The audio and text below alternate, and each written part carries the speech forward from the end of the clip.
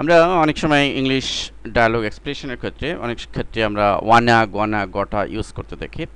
তো আসুন বিষয়টি একটু অ্যানালাইসিস করি আমরা।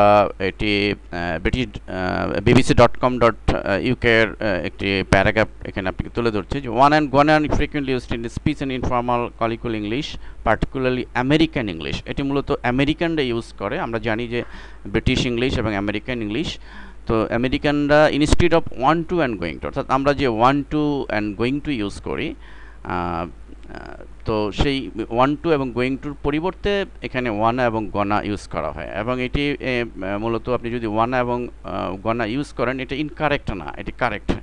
আমি এক্সাম্পল দিচ্ছি, দেখুন এখানে বেশ কিছু প্যারা এখন রয়েছে যে I M গনা have some coffee, আমি একটু কফি খেতে চাচ্ছি।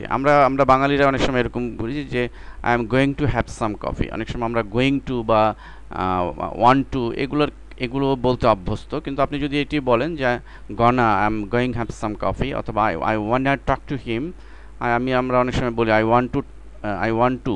তো ওয়ান টুর পরিবর্তে আপনি এখানে ওয়ানা বলতে পারেন, এবং এটি আমেরিকানরা মেনলি বলে থাকে, কিন্তু এটি আমরাও বলতে পারবো এবং এটি correct. So I wanna talk to him, আমি তার সাথে কথা বলতে চাই। বা I wanna buy a beautiful house, আমি একটি সুন্দর বাড়ি কিনতে চাই।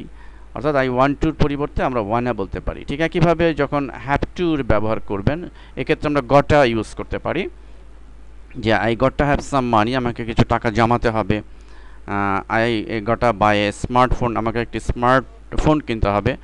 সেক্ষেত্রে আমরা এটি ইউজ করতে পারি।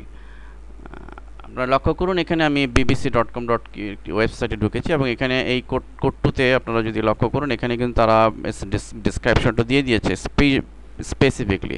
অর্থাৎ এখানে যেমন দেখুন এই সেন্টেন্সটি লক্ষ্য করুন, what we gonna do now, অর্থাৎ আমরা এখানে কি বলতাম, what are you we going to do, অর্থাৎ গোয়িং টুর পরিবর্তে সেখানে গনা ইউজ করা হচ্ছে। ঠিক একইভাবে wanna, what you want do now, হ্যাঁ, instead of what do you want to do now, আমরা কি বলি, what do you want to do now. হ্যাঁ, what do want to do now, এর পরিবর্তে এখানে হোয়াট ইউ ওয়ান্ট ডু নাও। তো আমরা এখানে ওয়ানা কিন্তু ইউজ করতে পারি। তো এবং একই ক্ষেত্রে gotta use in a similar way to gonna and wanna, wanna যেমন আমরা ইউজ করি, এবং এটিও সেক্ষেত্রে ব্যবহার করতে হবে। এটি মূলত মেইন যে বেস, যেটির উপর বেস করে গটা ইউজ করা হয়, হ্যাভ টু বা মাস্ট, সেক্ষেত্রে আমরা গটা ইউজ করতে পারি। তো আশা করি আপনারা বুঝতে সক্ষম হয়েছেন যে আমরা মূলত ওয়ান টু বা গোয়িং টু এই সমস্ত এগুলোর পরিবর্তে আমরা ইচ্ছে করলে আমেরিকানরা যেটি ইউজ করে ওয়ানা গয়না, সেটি ইউজ করে আমরা স্মার্টলি কথা বলতে পারি ইংলিশে।